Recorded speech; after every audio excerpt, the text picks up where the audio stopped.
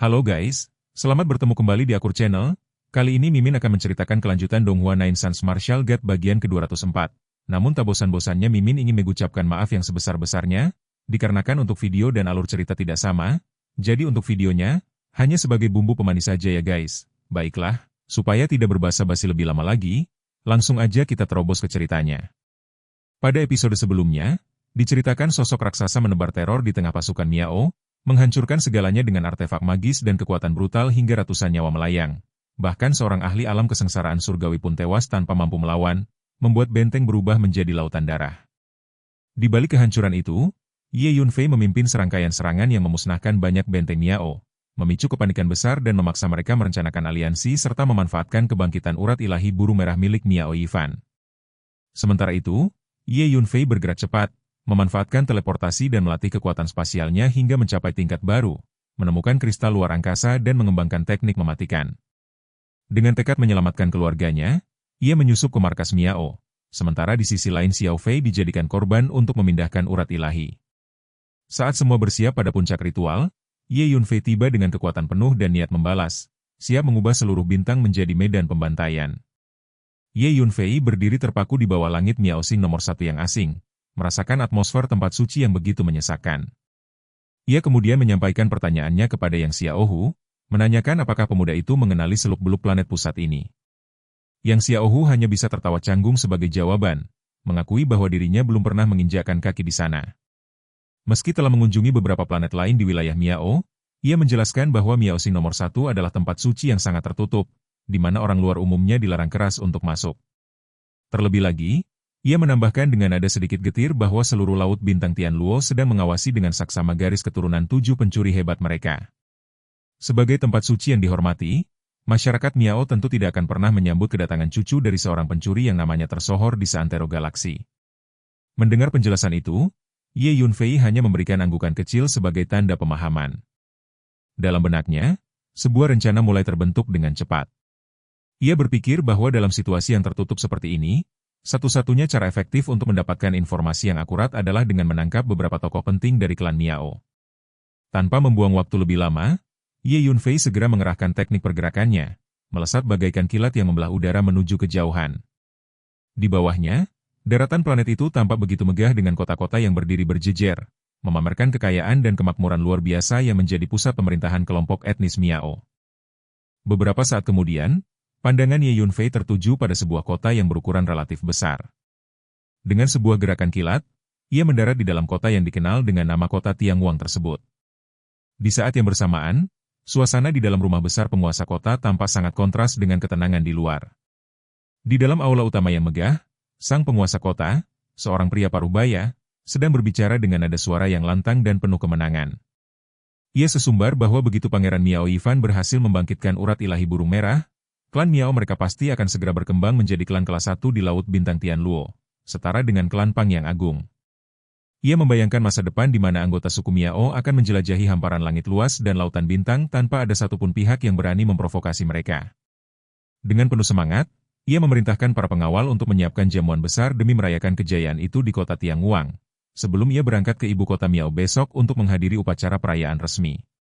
Namun, di tengah kemeriahan itu, seorang pria lanjut usia yang tampak seperti seorang pegawai bernama Tuan Ma angkat bicara dengan nada khawatir. Ia mengingatkan sang penguasa kota bahwa Tetua Agung telah mengeluarkan perintah tegas ke seluruh kota untuk memperkuat pertahanan dan patroli guna mencegah segala bentuk gangguan yang mungkin terjadi. Ia menyarankan agar mereka segera mengerahkan lebih banyak pasukan untuk memperkuat pengamanan di sekitar kota. Mendengar saran tersebut, sang penguasa kota justru tertawa terbahak-bahak, merasa Tuan Ma terlalu gugup. Ia dengan sombong menyatakan bahwa dengan kekuatan yang dimiliki bangsa Miao saat ini, tidak akan ada seorang pun di seluruh Laut Bintang Tianluo yang memiliki nyali untuk membuat masalah di tempat mereka. Tepat saat tawa sombong itu masih menggema, ruang di samping penguasa kota tiba-tiba bergetar lembut.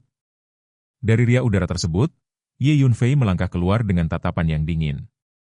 Kehadiran pemuda asing yang muncul tiba-tiba itu membuat Tuan Ma, sang penguasa kota, dan seluruh pejabat tinggi kota yang ada di aula merasa sangat ngeri.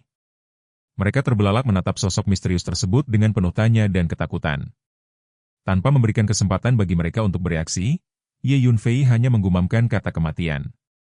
Ia mengulurkan tangannya yang seketika membesar menjadi telapak tangan raksasa yang mengerikan. Seolah-olah hanya sedang menyingkirkan lalat yang mengganggu, ia menepis Tuan Ma dan beberapa pejabat kota lainnya hingga mereka tewas seketika di tempat.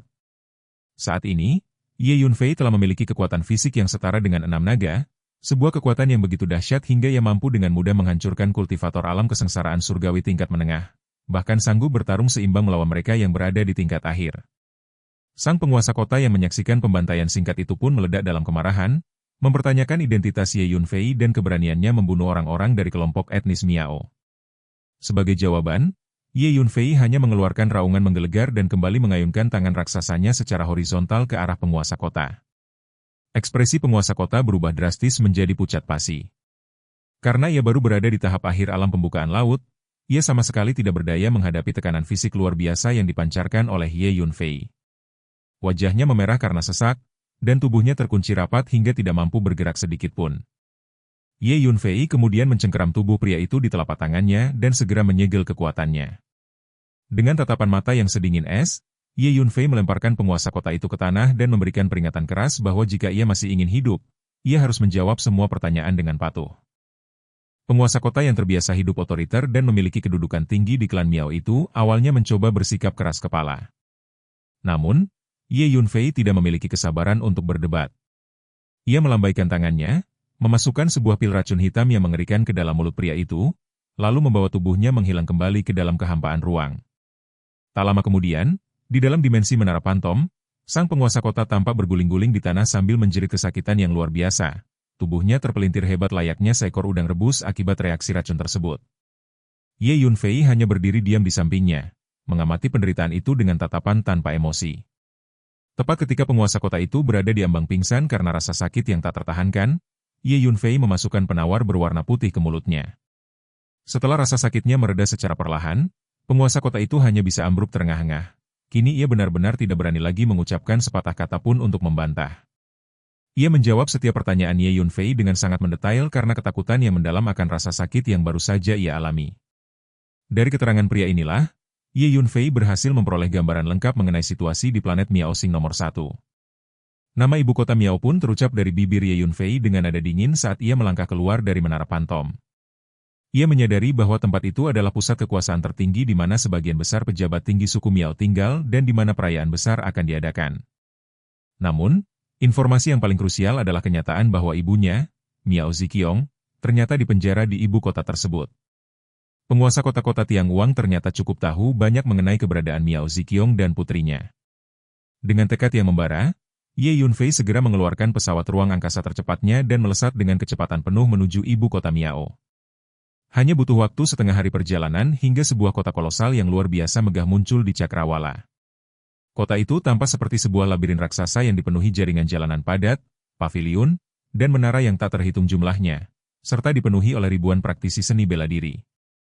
Di luar tembok kota, terbentang serangkaian susunan sihir yang sangat megah, terlihat seperti kelopak bunga teratai yang sedang mekar. Setiap lapisan formasi tersebut memancarkan berbagai fenomena aneh yang menakjubkan, mulai dari cahaya ilahi yang melesat ke langit, lolongan hantu binatang ilahi, hingga ilusi siklus matahari dan bulan serta pemandangan alam yang megah. Fenomena-fenomena luar biasa tersebut merupakan tanda bahwa setiap formasi didirikan secara pribadi oleh para ahli terkemuka dari Laut Bintang Tianluo, menjadikan ibu kota Miao sebagai benteng yang tak tertembus. Prosedur keamanan di sana sangatlah ketat. Setiap pengunjung wajib melalui verifikasi identitas, dan terdapat larangan terbang di atas kota. Ye Yunfei berhenti sejenak di depan gerbang kota, melepaskan kekuatan jiwanya untuk membedah dan menganalisis struktur formasi tersebut. Meski ia mendengar suara-suara yang meragukan kemampuannya di dalam kepala, Ye Yunfei dengan cepat menyimpulkan bahwa lapisan-lapisan formasi itu tidak ada artinya di matanya. Dengan mengaktifkan jubah bayangan surgawi, Ye Yunfei berubah menjadi seberkas cahaya yang hampir tak kasat mata dan melesat masuk menembus lapisan pelindung kota. Kecepatannya begitu luar biasa hingga para petugas patroli Miao di luar kota sama sekali tidak bisa melihatnya dengan jelas. Salah seorang petugas patroli sempat merasa curiga dan bertanya kepada rekannya apakah ada sosok yang baru saja menerobos masuk, namun rekannya hanya mencibir. Rekan tersebut yakin bahwa dengan lapisan formasi yang begitu kokoh, bahkan tetua terkuat pun tidak akan bisa masuk selain lewat gerbang utama, sehingga ia menuduh temannya hanya sedang berhalusinasi. Beberapa saat kemudian, Ye Yunfei telah berhasil menembus pertahanan dan muncul di dalam jantung kota. Ia segera memindahkan penguasa kota Tianguang keluar dari Menara Pantom dan menuntut lokasi pasti penjara klan Miao. Dengan gemetar, penguasa kota itu menunjuk ke arah sebuah puncak gunung tinggi yang berada di sebelah barat kota. Ia menjelaskan bahwa di dalam gunung itulah terdapat penjara suku Miao yang khusus digunakan untuk menahan tawanan penting, dan ia pernah mendengar dari para tetua bahwa Miao Ziqiong serta putrinya memang disekap di sana. Mendengar hal itu, Ye Yunfei menatap tajam ke arah puncak gunung tersebut dengan mata yang mulai memerah karena emosi, membatin dengan penuh janji bahwa ia telah datang untuk menyelamatkan ibu dan adik perempuannya. Setitik cahaya keemasan melintas di langit malam yang kelam saat Ye Yunfei memisahkan diri dari keheningan, melangkah mantap ke dalam hamparan ruang angkasa yang hampa. Tujuannya hanya satu, gunung menjulang yang menjadi saksi bisu penderitaan, tempat di mana penjara etnis Miao berdiri dengan angkuhnya. Hanya butuh satu desahan waktu bagi sosoknya untuk tiba di kaki gunung tersebut. Tanpa membuang detik yang berharga, ia segera memejamkan mata, membiarkan kekuatan jiwanya yang luas merambat masuk, merasuki setiap pori bebatuan dan celah terdalam dari struktur raksasa itu. Pada pandangan pertama, gunung ini seolah-olah adalah benteng yang mustahil ditembus. Permukaannya telah dilapisi dengan jaringan formasi isolasi yang sangat rumit dan padat. Jika seorang ahli di alam kesengsaraan surgawi sekalipun datang ke sini, mereka hanya akan menemukan tembok kabut mental yang menghalangi penglihatan jiwa mereka untuk melihat detail di dalamnya. Namun, bagi Ye Yunfei, segala kerumitan itu hanyalah permainan anak kecil. Di seluruh hamparan laut bintang Tianluo yang maha luas, tidak ada satupun susunan formasi yang memiliki kerumitan yang mampu mengungguli kejeniusannya. Dengan ketenangan yang mematikan, ia membedah setiap simpul energi, memahami setiap aliran hukum yang ada, hingga situasi di dalam gunung itu terpapar jelas di hadapannya seperti sebuah peta terbuka. Pemandangan di dalam gunung itu sungguh mengerikan. Bagian perut gunung tersebut telah dikosongkan secara paksa, dilubangi hingga membentuk sebuah penjara raksasa yang sesak. Sel-sel penjara itu tersusun sangat rapat dan teratur, menciptakan pemandangan yang menyerupai sarang lebah raksasa yang dingin dan lembab. Di setiap jalur utama yang menghubungkan pintu masuk dan keluar, berdiri berbagai formasi pertahanan yang siap membinasakan siapapun yang berani melintas tanpa izin. Ye Yunfei terus menelusuri lorong-lorong gelap itu dengan matanya batinnya, menemukan setidaknya beberapa ribu sel yang hampir seluruhnya terisi oleh jiwa-jiwa malang yang tertawan. Seketika, sebuah beban berat menghimpit hatinya. Di antara ribuan ruangan sempit yang tersebar itu, ia tidak bisa langsung memastikan di mana ibu dan adik perempuannya disekap. Meneliti setiap ruangan secara manual adalah sebuah kemewahan waktu yang tidak ia miliki saat ini. Namun, sebuah ide kilat melintas di benaknya, dan ia pun bergumam dalam hati bahwa ia telah menemukan caranya. Dengan gerakan yang tegas, Ye Yunfei mengangkat tangannya dan mengulurkan satu jarinya ke udara. Suara robekan halus terdengar saat 10 tetes darah segar memuncrat keluar dari ujung jarinya, melayang dengan tenang di hadapannya. Tetesan darah itu tampak begitu jernih, berkilauan di bawah cahaya bintang seperti permata merah yang hidup. Ia segera menggerakkan jemarinya dengan lincah, membentuk serangkaian segel tangan kuno yang rumit dan penuh tenaga, lalu mengarahkannya pada darah yang melayang itu sebagai bagian dari teknik pendeteksian garis keturunan. Sebuah ledakan energi kecil terjadi, dan ke-10 tetes darah itu terbakar secara bersamaan dalam kobaran api mistis. Dalam sekejap, api itu padam dan menyisakan 10 simbol rune berwarna merah tua yang bergetar hebat sebelum akhirnya melesat cepat menuju lereng gunung. Hanya dalam beberapa hitungan napas, rune-rune merah darah itu telah melintasi ruang, menembus dinding gunung yang padat, dan mulai mengelilingi bagian dalam penjara dengan kecepatan yang nyaris tak tertangkap mata. Rune-rune ini bersifat eterik, seolah-olah mereka adalah hantu yang tidak memiliki wujud fisik, sehingga rintangan sekeras apapun bukan menjadi penghalang bagi mereka. Akhirnya, detak jantung Ye Yunfei seakan selaras dengan gerakan rune tersebut. Seluruh rune merah darah itu menyerbu masuk ke dalam satu sel tertentu secara serentak. Sebuah helaan napas lega yang panjang keluar dari bibirnya, membawa serta beban kegelisahan yang selama ini ia pikul. Hubungan batin dan garis keturunan yang tak terlihat itu kini telah terhubung. Ia yakin bahwa di dalam sel itulah keluarganya berada. Ibu dan adik perempuannya pasti ada di sana. Dengan satu niat kuat, Ye Yunfei memanggil Ye Tianpeng keluar dari tempat persembunyiannya. Sosok Ye Tianpeng muncul dengan raut wajah yang dipenuhi kebingungan. Pria itu menatap sekeliling dengan mata terbelalak, intuisinya yang tajam segera menangkap bahwa ada sesuatu yang sangat tidak beres di tempat asing ini. Namun, hal yang paling membuatnya terguncang adalah aura pembunuh yang begitu pekat dan dingin yang terpancar dari tubuh putranya sendiri. Ye Yunfei menatap ayahnya dengan sorot mata yang penuh tekad yang tak tergoyahkan. Ia memberitahu ayahnya bahwa mereka kini telah berada di jantung pertahanan suku Miao. Dengan ada suara yang tenang namun syarat akan janji balas dendam, ia mengajak ayahnya untuk menjemput ibu dan adiknya demi mengantar mereka pulang kembali ke tempat yang seharusnya. Hari ini, Ye Yunfei tidak hanya sekadar ingin membawa keluarganya pergi. Ia ingin membakar habis martabat klan Miao yang angkuh itu. Ia membayangkan penderitaan, penghinaan, dan kesulitan yang dialami ibu dan adiknya selama 10 tahun mendekam di tempat gelap ini. Amarahnya meluap, dan ia bertekad untuk melakukan penyelamatan ini dengan cara yang paling spektakuler dan mengguncang dunia. Ia ingin seluruh alam semesta tahu bahwa suami dan putra dari Michelle Miao telah datang untuk menegakkan keadilan bagi keluarga mereka. Inilah alasan mengapa ia tidak memilih jalur diam-diam. Ia ingin melampiaskan semua frustrasi dan amarah yang telah terpendam di hati mereka selama 1 dekade penuh. Mendengar kenyataan bahwa mereka berada di markas besar etnis Miao, Ye Tianpeng tersentak hebat. Rasa takut yang mendalam menyelimutinya karena di dalam benaknya, suku Pang dan Miao adalah entitas yang terlalu perkasa untuk dilawan oleh manusia biasa. Ia segera memperingatkan putranya tentang kekuatan besar mereka dan mendesak agar mereka segera pergi dari sana. Namun, Ye Yunfei hanya memberikan sebuah pertanyaan yang menyentuh relung hati ayahnya, menanyakan apakah ayahnya tidak ingin segera bertemu dengan istri dan putrinya. Ye Tianpeng terdiam sejenak, wajahnya menyiratkan pergulatan batin yang hebat. Ia tentu sangat ingin bertemu kembali dengan keluarganya, namun ia juga teringat pesan terakhir istrinya yang memintanya untuk melindungi Ye Yunfei dengan segala cara. Ketakutan akan keselamatan putranya membuatnya ragu. Ye Yunfei hanya tertawa ringan menanggapi kekhawatiran itu. Dengan penuh percaya diri ia menyatakan bahwa orang-orang Miao tidak akan pernah mampu merenggut nyawanya. Ia kembali menegaskan ajakannya untuk menjemput anggota keluarga mereka. Ye Tianpeng masih merasa ini semua seperti mimpi yang mustahil. Bagaimana mungkin putranya bisa melakukan hal sejauh ini? Keheningan itu pecah ketika sekelompok tim patroli berkuda muncul dari kejauhan, meneriakkan pertanyaan tentang identitas mereka. Kehadiran mereka akhirnya terendus. Namun, alih-alih melarikan diri, Ye Yunfei justru melakukan sesuatu yang luar biasa. Suara gemuruh besar terdengar saat ia melepaskan kekuatan supranatural fisiknya. Tubuhnya mulai tumbuh dengan kecepatan yang mengerikan, menjulang semakin tinggi menembus batas kewajaran, hingga dalam sekejap mata ia telah bertransformasi menjadi sesosok raksasa setinggi lebih dari 70 kaki. Ye Tianpeng hanya bisa menatap kosong, benar-benar kehilangan kata-kata melihat fenomena di depan matanya. Di tengah keterpakuannya, Hu Miao muncul dan memberikan penjelasan yang menenangkan bahwa putranya sedang menggunakan kekuatan supranatural fisiknya yang agung. Ye Tianpeng menatap sosok raksasa yang menjulang itu dengan perasaan yang campur aduk antara rasa takjub dan haru yang mendalam. Bagi tim patroli yang tadi berteriak, pemandangan itu adalah mimpi buruk yang nyata.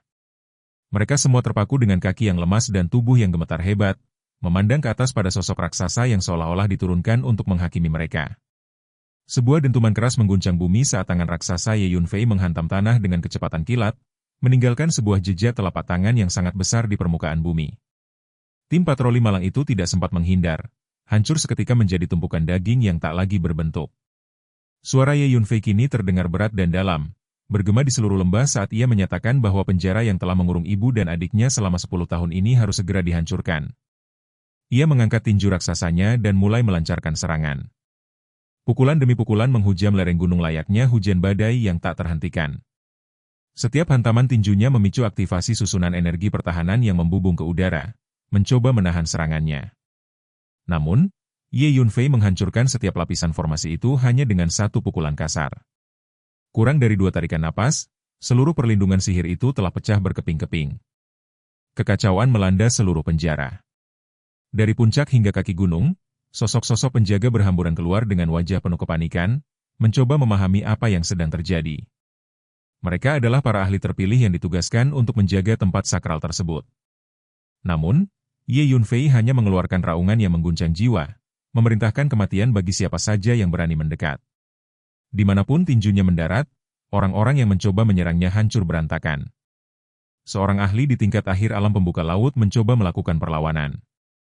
Ia melayang ke udara dan mengayunkan pedang panjang yang terus membesar demi menebas sang raksasa. Namun, Ye Yunfei hanya menepis pedang itu dengan gerakan tangan yang santai sebelum akhirnya ia mencengkeram tubuh ahli tersebut dalam genggaman tangannya. Sebuah suara letupan lembut terdengar, dan sang ahli pun hancur menjadi massa daging yang menjijikan, persis seperti telur mentah yang diremukan tanpa ampun.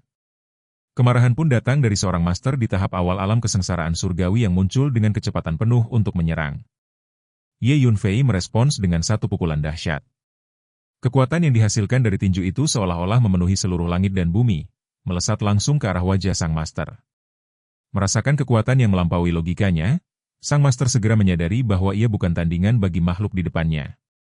Ia berniat untuk berbalik dan melarikan diri, namun segalanya sudah terlambat.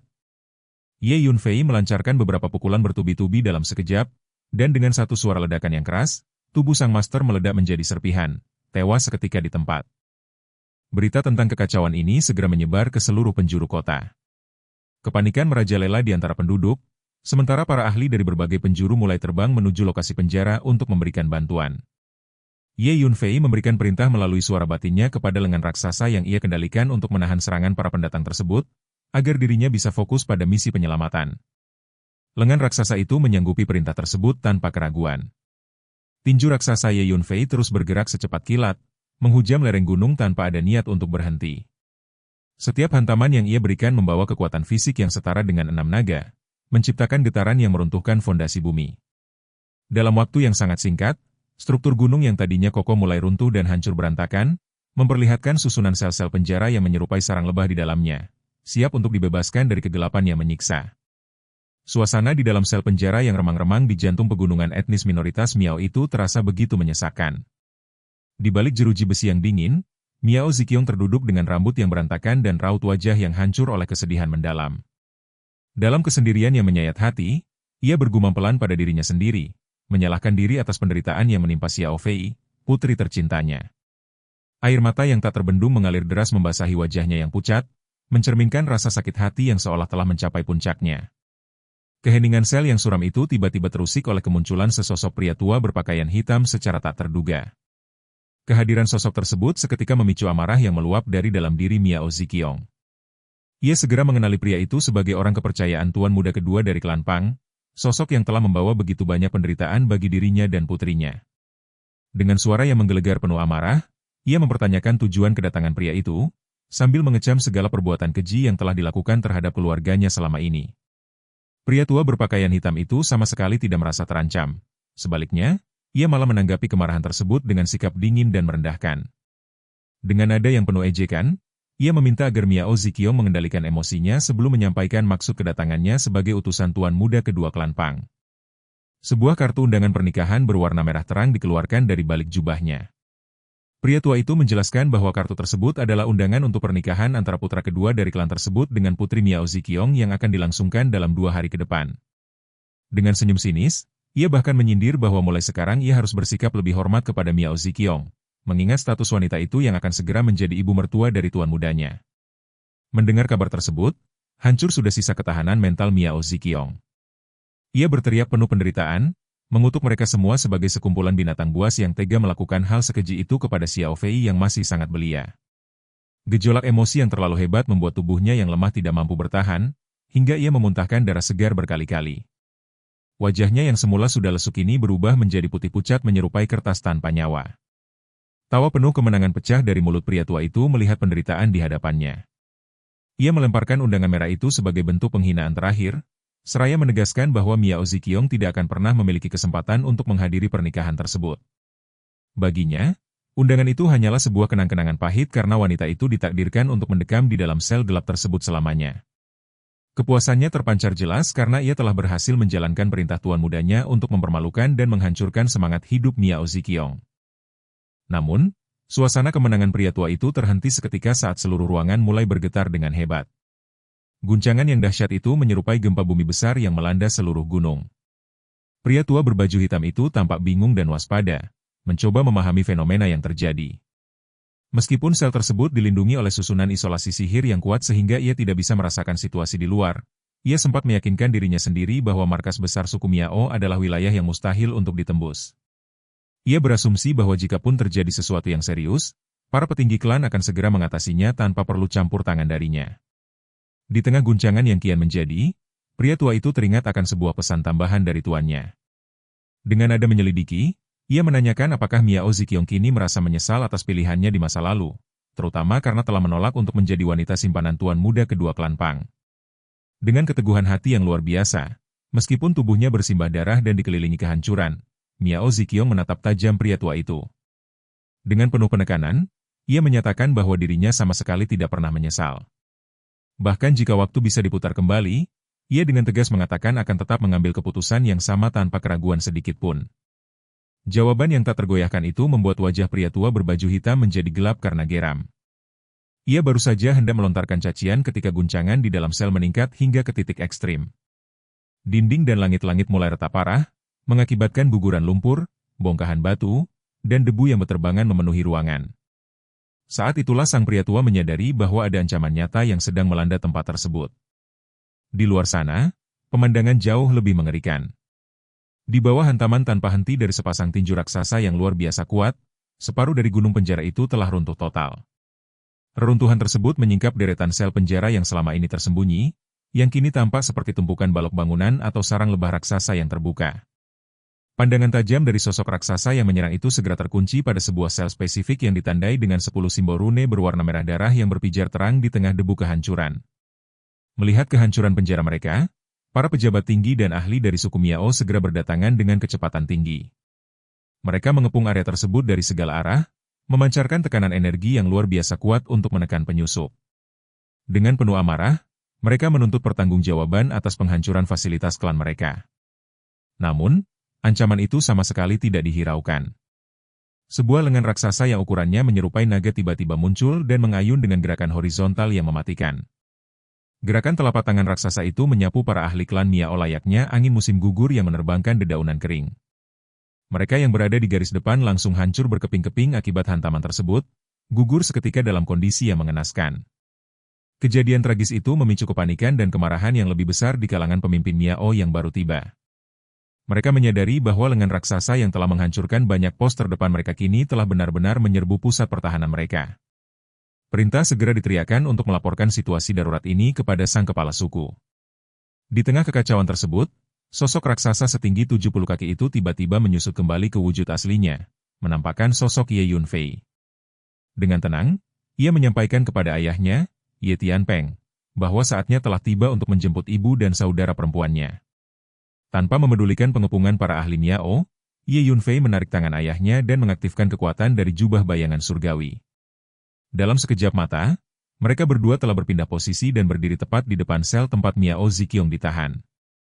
Ye Yunfei segera menghancurkan pintu sel dengan satu pukulan kuat. Di dalam, pria tua berbaju hitam yang baru saja hendak melarikan diri terkejut melihat pintu penjara itu hancur menjadi debu. Sebelum pintu itu hancur, ia sempat melontarkan hinaan terakhir kepada Miao Ziqiong, mengancam bahwa wanita itu harus membayar mahal atas pembangkangannya terhadap tuan muda kedua klan Pang. Namun, kata-katanya terhenti saat ia melihat seorang pemuda dan pria paruhbaya melangkah masuk ke dalam sel. Tatapan Ye Yunfei yang penuh amarah dan aura membunuh segera tertuju pada pria tua itu. Dengan suara dingin yang menggetarkan sukma, ia mempertanyakan keberanian pria itu dalam menghina ibunya serta mengonfirmasi keterikatannya dengan klan Pang. Sementara itu, Miao Ziqiong terpaku di tempatnya saat melihat sosok pemuda yang berdiri di hadapannya. Meskipun belum ada kata yang terucap, ia merasakan sebuah ikatan batin dan kedekatan darah yang sangat kuat terhadap pemuda tersebut. Lalu, Ye Tianpeng melangkah maju dari balik bayang-bayang putranya. Matanya yang berkaca-kaca menatap Miao Ziqiong dengan penuh kelembutan, seolah-olah waktu telah berhenti dan mereka kembali ke masa cinta pertama mereka. Ia berbisik pelan memberitahu istrinya bahwa putra mereka, Ye Yunfei, telah datang untuk membawa mereka pulang. Pertemuan kembali pasangan yang telah terpisah bertahun-tahun itu menjadi momen yang begitu emosional. Miao Ziqiong menatap suaminya dengan rasa tidak percaya, menahan napas sambil menitikkan air mata kebahagiaan. Keduanya saling menatap dalam keheningan, merasa seolah berada dalam mimpi indah yang terlalu rapuh untuk disentuh. Ketegangan romantis itu terusik oleh suara pria tua berbaju hitam yang akhirnya mengenali sosok Ye Tianpeng sebagai kekasih Miao Ziqiong. Ia tampak sangat terkejut bagaimana pria itu bisa menembus pengamanan ketat suku Miao. Namun, sebelum ia sempat melakukan tindakan apapun, Ye Yunfei sudah berada tepat di hadapannya dalam satu gerakan kilat. Dengan tatapan yang memancarkan haus darah, Ye Yunfei memperingatkan pria tua itu agar tidak berani mengganggu reuni keluarganya. Suaranya yang rendah dan dingin menegaskan bahwa tidak akan ada ampun bagi siapapun yang berani mengusik kedamaian orang tuanya. Begitu gema suaranya mereda di udara yang pengap, Ye Yunfei segera memicu kekuatan dari jubah bayangan surgawi. Dengan satu langkah yang mantap dan pasti, ia memangkas jarak, berdiri tegak tepat di hadapan pria tua berbaju hitam yang tampak waspada. Tanpa membuang waktu sekejap pun, Ye Yunfei melepaskan teknik pertama dari jurus pembunuh Dewa Iblis Sejati, sebuah serangan yang membawa niat membunuh Tuhan yang begitu pekat. Ia melayangkan pukulan mautnya, di mana kekuatan dahsyat setara 6 naga bergejolak di dalam tinjunya, menciptakan tekanan udara yang sanggup menghancurkan apapun di jalannya. Pria tua berbaju hitam itu terperanjat hebat melihat kecepatan Ye Yunfei yang melampaui nalar manusia. Namun, keterkejutan itu segera berganti menjadi amarah yang meledak-ledak. Sambil mengumpat bahwa pemuda di hadapannya hanyalah seorang pencari masalah, pria tua itu mengayunkan telapak tangannya dengan kasar. Kekuatan yang keluar dari tangannya menghantam ke depan, menderu-deru layaknya badai yang mengamuk di tengah lautan.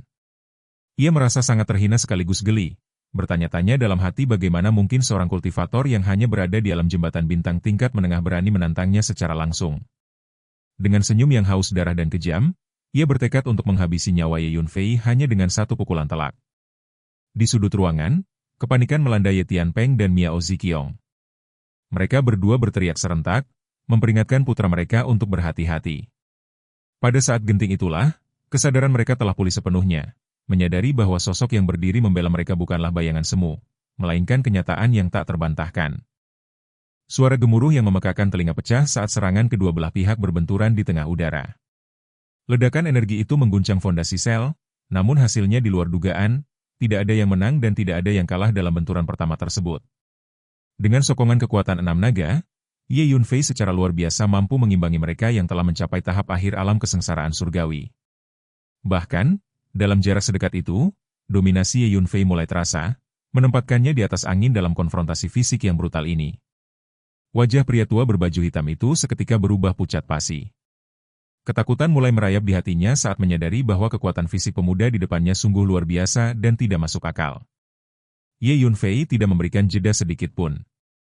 Ia terus merangsek maju, melepaskan teknik tinju pembunuh dewa iblis sejati secara bertubi-tubi. Serangannya mengalir seperti bayangan yang mustahil ditangkap, seolah-olah ia sedang menyerang dewa dari balik gunung yang tak terlihat. Pria tua itu menggeram penuh keputusasaan, bertanya-tanya apakah pemuda ini benar-benar tidak memiliki rasa takut. Karena jarak yang terlalu sempit dan kecepatan gerak Ye Yunfei yang mengerikan, ia tidak memiliki ruang untuk menghindar. Satu-satunya pilihan yang tersisa baginya adalah melawan balik dengan sisa kekuatannya, bertukar pukulan demi pukulan yang memicu dentuman keras di dalam sel tersebut. Energi benturan yang dahsyat melonjak liar, menyebar ke setiap sudut ruangan yang kian hancur. Tiba-tiba, Hong Bai dan Wu Hua muncul secara bersamaan di tengah kekacauan. Dengan sigap, mereka melepaskan energi pelindung untuk menjaga keselamatan Ye Tianpeng dan Miao Ziqiong dari sisa-sisa ledakan energi. Miao Ziqiong terpaku di tempatnya, menatap putranya dengan tatapan tak percaya. Ia bertanya-tanya di dalam batinnya apakah sosok perkasa yang terus melayangkan pukulan itu benar-benar VR, putranya yang telah lama ia tinggalkan. Baginya, pemandangan itu hampir mustahil, mengingat lawan yang dihadapi putranya adalah seorang ahli tingkat lanjut dari alam kesengsaraan surgawi. Setelah lebih dari 20 pukulan bertukar, rasa ngeri mulai menguasai hati pria tua berbaju hitam. Kekuatan fisik Ye Yunfei terasa seolah tak memiliki batas. Setiap pukulan barunya selalu lebih cepat dan lebih bertenaga dari sebelumnya. Setelah memasuki pukulan ke-30, pertahanan pria tua itu mulai runtuh. Ia terpaksa mundur terus-menerus, setiap gerakannya dipenuhi perjuangan yang melelahkan hingga penampilannya menjadi sangat berantakan dan menyedihkan. Pria tua itu sebenarnya sangat ingin melarikan diri, namun Ye Yunfei mendesaknya tanpa ampun. Tinju Ye Yunfei menghujani tubuhnya seperti badai yang tak kunjung reda, menutup semua celah baginya untuk sekadar menarik napas. Ia bahkan tidak diberi kesempatan untuk mengeluarkan senjata sihir atau menggunakan teknik rahasia apapun yang ia kuasai. Memasuki pukulan ke-40, semangat bertarungnya sirna sepenuhnya. Darah segar mulai merembes dari sudut mulutnya, menandakan bahwa daya tahannya telah mencapai titik nadir. Sebaliknya, serangan Ye Yunfei justru menjadi semakin ganas dan bertenaga. Akhirnya, setelah lebih dari 50 hantaman telak, pria tua itu memuntahkan darah secara terus-menerus. Wajahnya yang semula angkuh kini sepucat mayat dengan napas yang terputus-putus. Meski Ye Yunfei sendiri mulai merasakan luka akibat benturan langsung dengan ahli tingkat tinggi, luka-lukanya secara ajaib langsung menutup dan sembuh seketika berkat kesempurnaan kondisi Jiamu King di badi miliknya. Dalam keputusasaannya, pria tua itu berteriak dengan suara serak, mencoba mengancam Ye Yunfei dengan nama besar klan Pang. Ia memperingatkan Ye Yunfei untuk memikirkan konsekuensi jika berani menyakitinya. Namun, Ye Yunfei hanya membalas ancaman itu dengan sebuah cibiran dingin, menegaskan bahwa justru karena pria itu berasal dari klan Pang lah yang membuatnya layak untuk dipukuli habis-habisan. Pria tua itu terus memuntahkan darah setiap kali tinju Ye Yunfei mengenai tubuhnya. Hingga pada akhirnya, Dengan suara patah yang menyakitkan, ia kehilangan seluruh kekuatannya dan jatuh tersungkur ke lantai dalam kondisi luka parah. Hong Bai dan Wu Hua yang menyaksikan adegan itu hanya bisa terdiam dalam keterkejutan yang mendalam, tidak menyangka bahwa Tuan Muda Ye bisa menjadi sekuat dan semenakutkan itu. Miao Ziqiong pun ikut tercengang, tak habis pikir bagaimana putranya bisa memiliki kekuatan sedahsyat itu. Ye Tianpeng hanya bisa tersenyum kecut di tengah kekagumannya. Baginya, Ye Yunfei bukan lagi sekadar orang terkuat di benua Tianxuan, melainkan sudah menjelma menjadi penguasa kekuatan di wilayah bintang Xuan Huang. Ia sudah terlalu sering melihat keajaiban putranya hingga kini ia merasa sedikit mati rasa terhadap kejutan semacam itu. Tanpa belas kasihan, Ye Yunfei melancarkan tendangan secepat kilat yang menghantam dantian milik tetua tersebut hingga hancur berkeping-keping. Pria tua itu menjerit penuh keputusasaan saat menyadari kultivasinya telah musnah selamanya, sambil mengutuk bahwa Tuan Muda Pang tidak akan pernah membiarkan Ye Yunfei lolos. Dengan satu lambaian tangan yang tak acuh, Ye Yunfei memindahkan tubuh pria tua yang sudah tak berdaya itu ke dalam menara ilusi. Setelah musuhnya lenyap, Ye Yunfei mendekati ibunya dan memanggilnya dengan nada yang sangat lembut, penuh kerinduan. Mendengar panggilan itu, Miao Ziqiong tidak sanggup lagi membendung perasaannya. Ia merengkuh putranya erat-erat, membiarkan air mata kerinduan membanjiri wajahnya. Namun, di tengah pelukan hangat itu, Ye Yunfei tiba-tiba teringat akan sesuatu yang sangat penting. Dengan nada cemas, ia menanyakan keberadaan adik perempuannya. Pertanyaan itu membuat tubuh Miao Ziqiong menegang seketika. Ye Yunfei, yang telah menempuh jalan bela diri selama 1000 tahun, memiliki ketajaman insting yang luar biasa. Ia segera menyadari bahwa keheningan ibunya adalah pertanda dari sesuatu yang mengerikan. Ia mendesak ibunya untuk segera bercerita, sementara Ye Tianpeng pun ikut menuntut jawaban mengenai nasib putri mereka. Dengan tubuh bergetar dan suara yang berat, Miao Ziqiong akhirnya mengungkapkan kenyataan pahit tersebut. Ia menceritakan bahwa Xiao Fei terlahir dengan anugerah urat ilahi burung merah, sesuatu yang memicu ketamakan para petinggi suku Miao. Mereka berniat mencangkokkan urat tersebut ke dalam tubuh pewaris suku mereka, Miao Yifan. Sehari sebelumnya, Tetua Agung telah membawa paksa Xiao Fei pergi, dan kemungkinan besar saat ini mereka sedang dalam proses mencabut urat suci tersebut dari tubuh mungil adiknya. Mendengar hal itu, kemarahan Ye Yunfei mencapai titik puncaknya. Ia menyadari bahwa promosi besar-besaran suku Miao tentang kebangkitan urat ilahi burung merah pada Miao Yifan hanyalah hasil dari pencurian terhadap adiknya sendiri. Niat membunuh yang sangat pekat meledak dari tubuhnya, membuat orang-orang di sekitarnya merasa seolah-olah seekor binatang buas purba telah terbangun dari tidurnya. Hawa dingin yang mencekam membuat Ye Tianpeng, Miao Ziqiong, dan yang lainnya terpaksa mundur beberapa langkah karena tak sanggup menahan tekanan aura tersebut. Pandangan Ye Yunfei kemudian tertuju pada sebuah undangan merah di lantai sel. Setelah mengambil dan membacanya, ekspresinya berubah menjadi semakin mengerikan. Miao Ziqiong menjelaskan melalui isak tangisnya bahwa tuan muda kedua dari klan Pang berniat memaksa Xiao Fei untuk menikah dengannya, dan orang yang baru saja dikalahkan Ye Yunfei adalah utusan yang datang untuk menghinanya. Rencana keji suku Miao adalah menyerahkan Xiao Fei ke markas klan Pang segera setelah urat ilahi burung merah miliknya berhasil dipindahkan. Amarah Ye Yunfei sudah tidak terbendung lagi.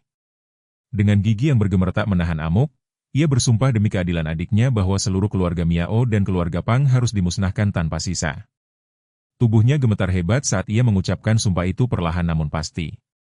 Segera setelah itu, dengan satu gerakan lengan bajunya, ia memindahkan semua orang yang dicintainya ke dalam perlindungan menara ilusi. Ye Yunfei kemudian mengeluarkan 100 botol giok dan membuka semuanya secara serentak.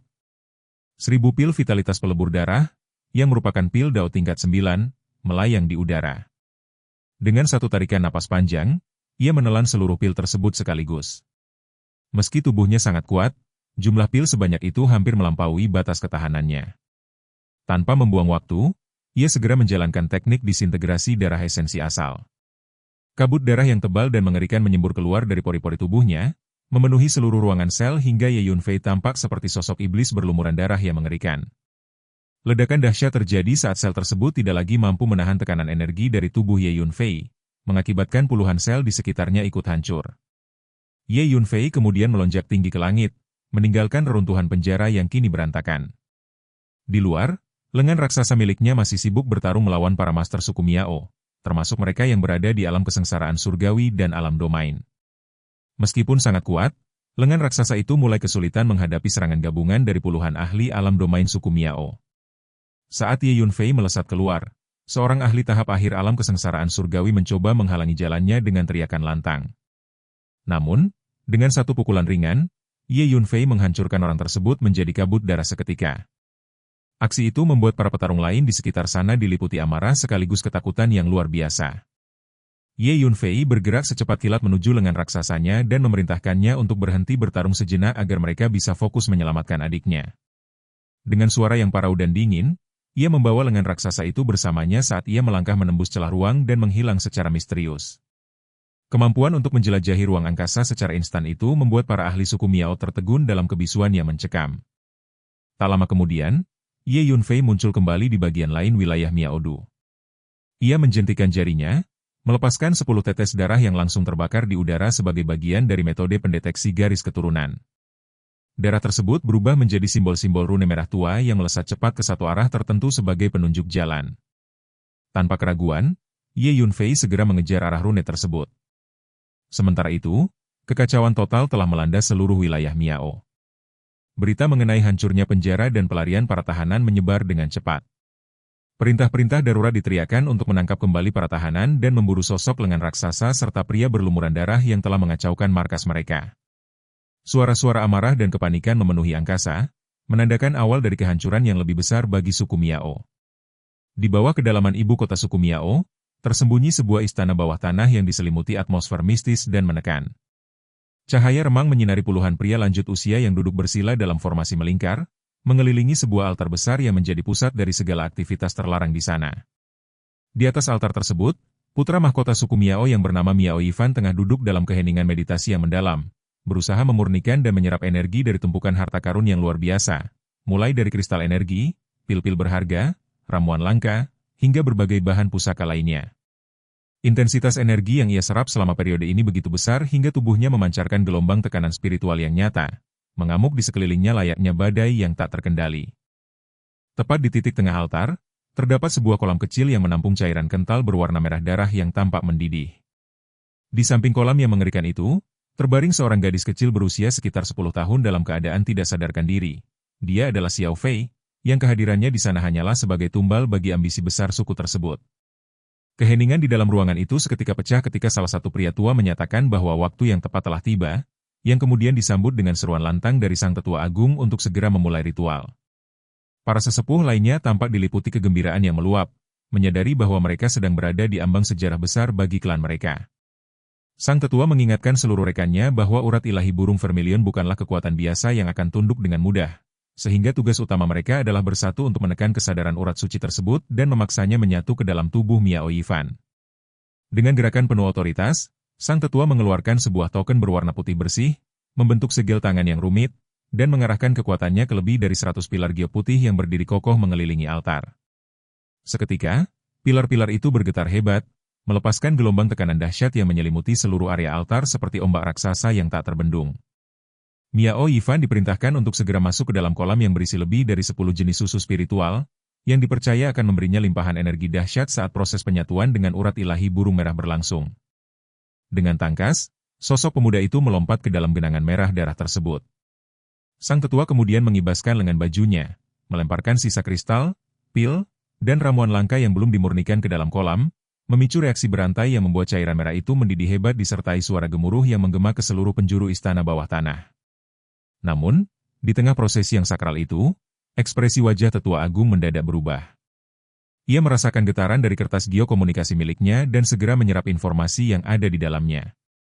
Kabar mengenai lengan raksasa yang menerobos Miaodu serta sosok berlumuran darah yang menghancurkan penjara sempat membuatnya mengernyitkan dahi penuh tanya tentang identitas para penyusup tersebut.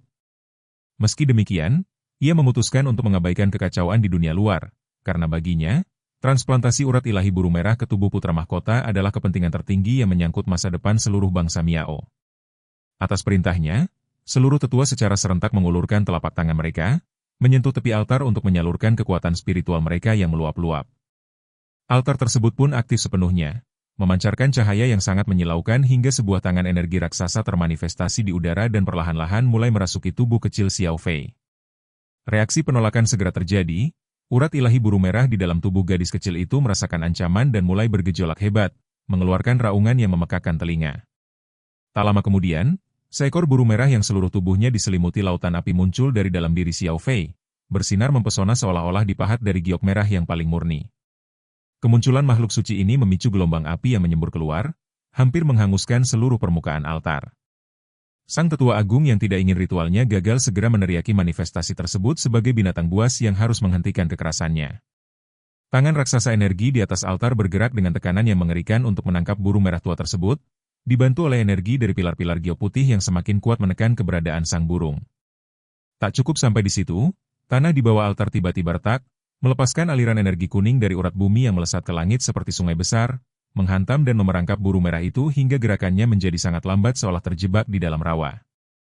Sang tetua tertawa penuh kemenangan, merasa yakin bahwa kekuatan urat bumi sudah cukup untuk menekan urat ilahi burung vermilion yang ia anggap belum cukup matang tersebut. Rekan-rekannya pun mulai bernapas lega melihat tangan raksasa itu kini berhasil meraih burung merah dan mulai mengarahkannya menuju tubuh Miao Yifan untuk dipaksakan menyatu. Sementara itu, situasi di permukaan Miao Du diliputi ketegangan yang berbeda. Para pemimpin suku Miao memimpin pasukan besar untuk menyisir setiap sudut kota, namun mereka gagal menemukan keberadaan lengan raksasa maupun pria berdarah yang menjadi dalang kekacauan.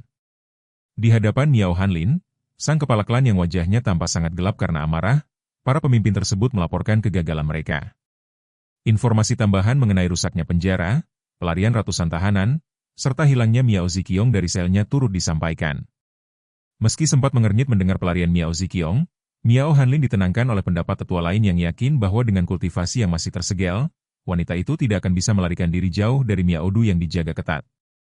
Dengan keyakinan bahwa proses transplantasi urat ilahi di bawah tanah berjalan normal, Miao Hanlin memutuskan agar upacara perayaan tetap dilanjutkan sesuai rencana semula sembari meningkatkan intensitas patroli. Ia juga merasa percaya diri karena banyak ahli dari berbagai kekuatan di Laut Bintang Tianluo yang sedang berkumpul di ibu kota mereka, sebuah konsentrasi kekuatan yang ia yakini akan membuat penyusup manapun berpikir dua kali untuk membuat masalah. Para pemimpin lainnya sepakat bahwa jika musuh berani muncul kembali, mereka akan segera memusnahkannya dengan kekuatan gabungan tersebut.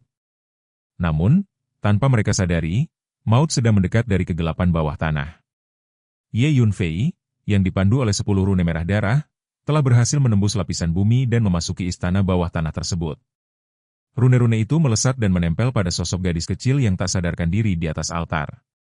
Saat tatapan Ye Yunfei jatuh pada Xiao Fei, sebuah getaran emosional yang dahsyat bangkit dari kedalaman garis keturunannya, memicu dorongan protektif yang tak terbendung terhadap adiknya. Menyadari bahwa sekelompok orang di depannya sedang dalam proses merampas urat ilahi burung merah milik adiknya, niat membunuh dalam diri Ye Yunfei meledak hingga ke titik tak terbatas.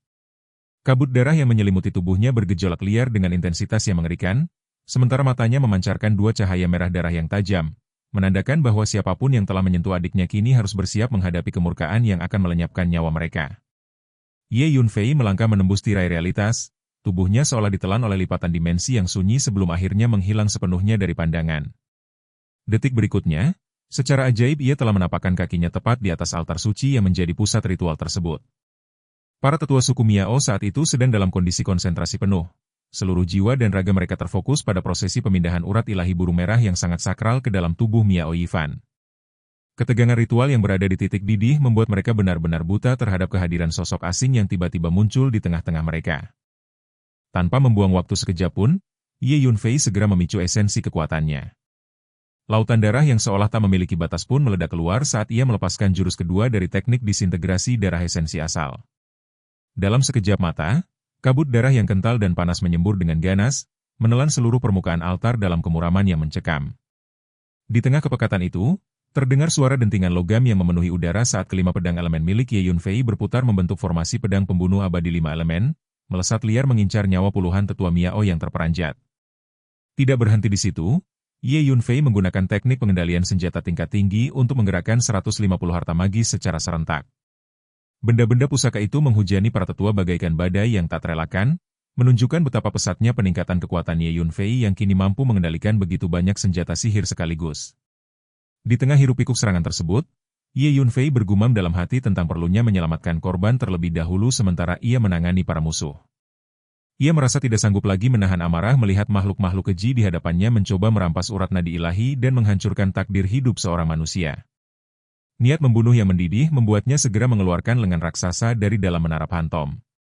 Lengan kolosal yang membawa hawa kematian itu muncul secara mendadak, langsung menyerbu ke arah barisan tetua Miao dengan kekuatan yang menghancurkan. Kemunculan Ye Yunfei dan lengan raksasa yang terjadi begitu tiba-tiba membuat puluhan tetua Miao tersentak dalam kepanikan yang luar biasa. Lengan raksasa itu telah melesat maju ke hadapan mereka, dan dengan raungan yang menggetarkan jiwa, ia melakukan sapuan maut. Suara jeritan menyayat hati pecah seketika saat 3 orang tetua suku Miao hancur berkeping-keping. Tubuh mereka tak berdaya menahan hantaman lengan yang kekuatannya kini setara dengan ahli domain realm tingkat lanjut. Kengerian menyelimuti wajah tetua agung saat ia menyadari bahwa sosok lengan raksasa dan pria berlumuran darah yang selama ini dicari ternyata telah berhasil menerobos masuk ke jantung pertahanan mereka. Dengan ekspresi yang berubah drastis, ia merau memerintahkan semua orang untuk menghentikan para penyusup tersebut. Namun, Ye Yunfei telah lebih dulu mendarat di sisi Xiao Fei. Ia menatap wajah adiknya yang terlelap dengan mata terpejam, di mana sisa-sisa air mata masih berkilauan di pipinya yang lembut. Kesedihan mendalam menusuk hati Ye Yunfei, namun setelah memeriksa kondisi tubuh Xiao Fei, ia merasa sedikit lega karena sang adik hanya pingsan sementara dan tidak dalam bahaya maut. Sementara itu, tangan energi raksasa di atas altar masih mencengkeram erat-urat ilahi buru merah dan mulai bergerak menuju kepala Miao Yifan untuk menyatukannya secara paksa. Namun, karena para tetua yang menjadi sumber energi tangan tersebut sedang diserang habis-habisan oleh lengan raksasa, penyaluran energi mereka terganggu. Akibatnya, tangan raksasa itu mulai tampak memudar dan gerakannya melambat secara signifikan. Ye Yunfei mendengus dingin, menyatakan niatnya untuk melumpuhkan siapapun yang berani menyentuh garis keturunan ilahi adiknya.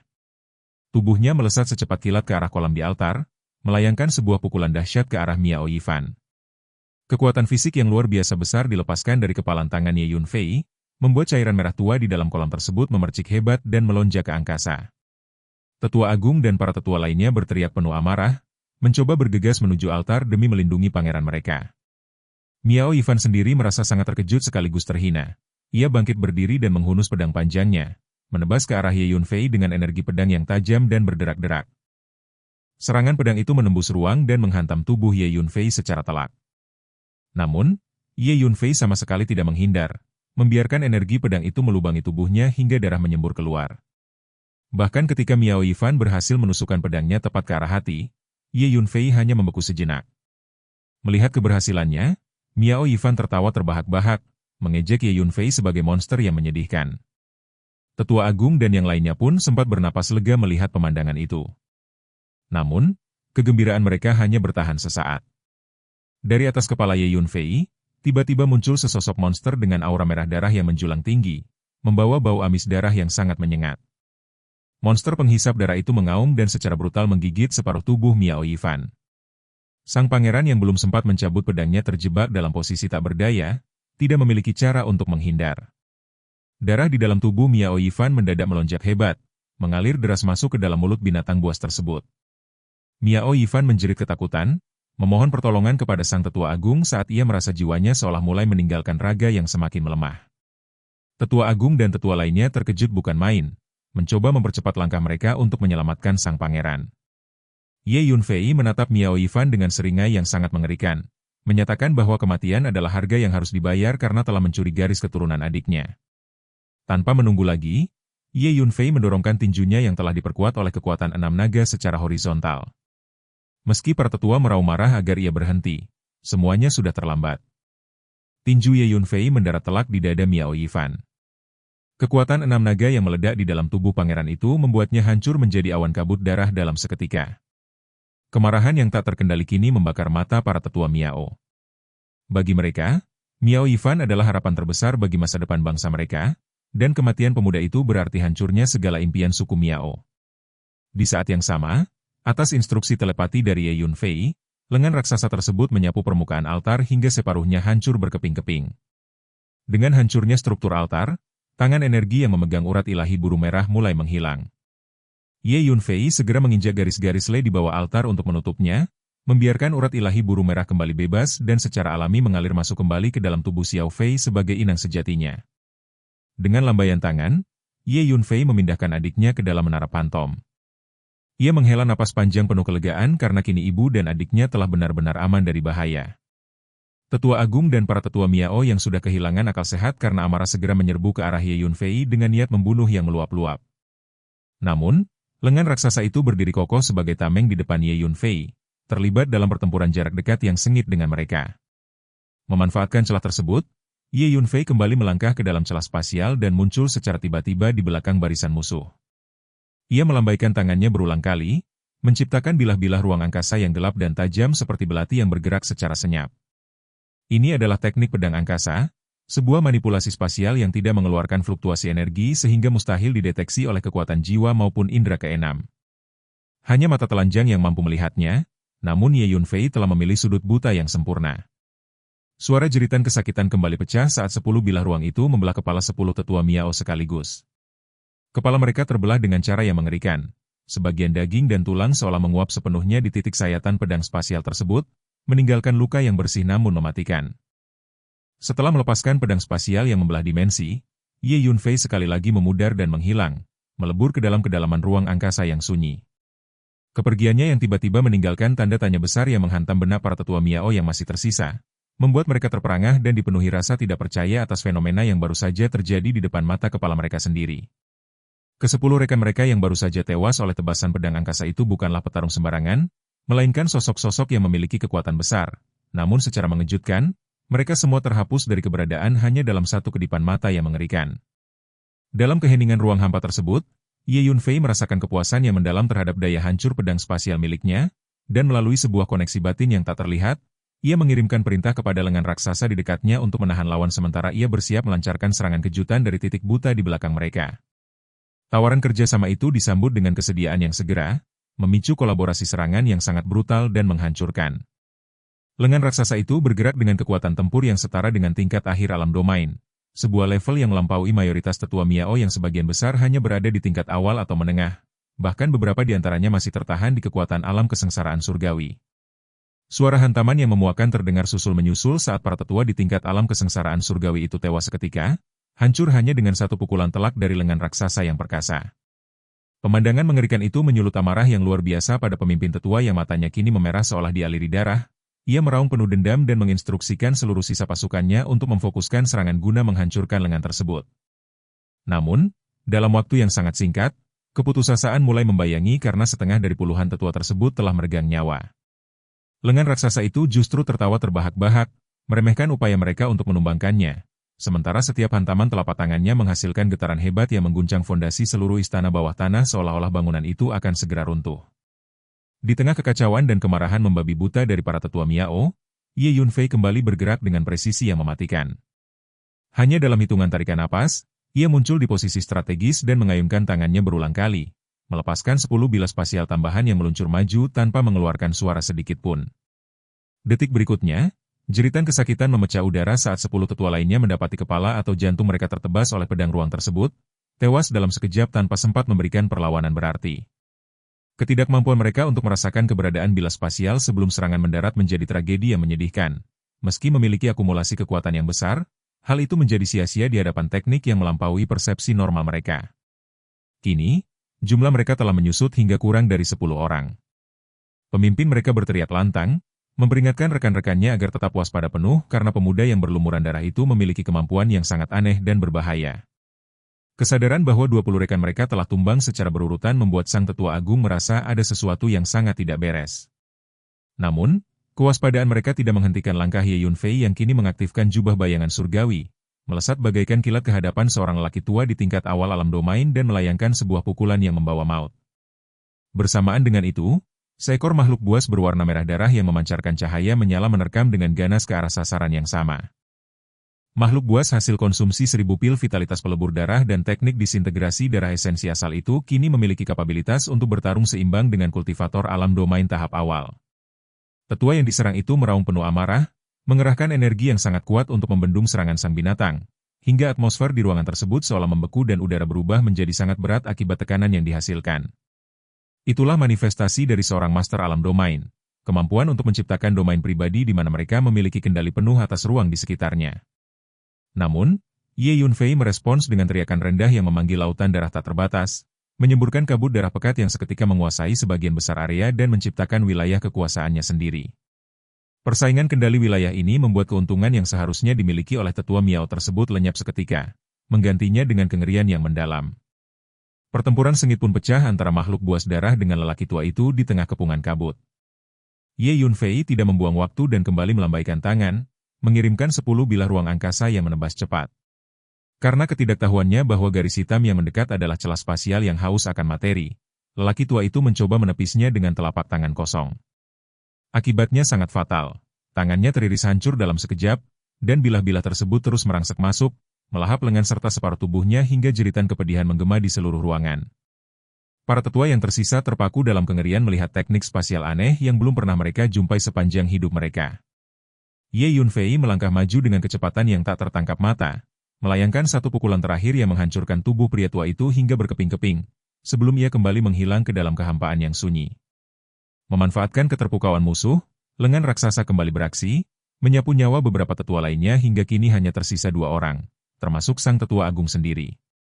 Salah satu tetua yang tersisa, dengan wajah pucat pasi karena ketakutan melihat tumpukan mayat rekan-rekannya, mencoba mengeluarkan selembar giok spasial untuk meminta bantuan kepada pemimpin klan. Namun usahanya dipatahkan oleh raungan lengan raksasa yang menyatakan bahwa semuanya sudah terlambat. Sebuah ayunan telapak tangan horizontal yang membawa energi dahsyat seperti gelombang raksasa menghantam ke arah mereka, memaksa kedua tetua itu mundur dengan susah payah. Kekuatan lengan raksasa itu terlalu dominan bagi mereka, apalagi sekarang mereka hanya berdua tanpa dukungan puluhan rekan lainnya. Di saat mereka sedang terdesak, Ye Yunfei tiba-tiba muncul di belakang mereka, melepaskan 10 bilah ruang hitam pekat yang meluncur menuju punggung mereka.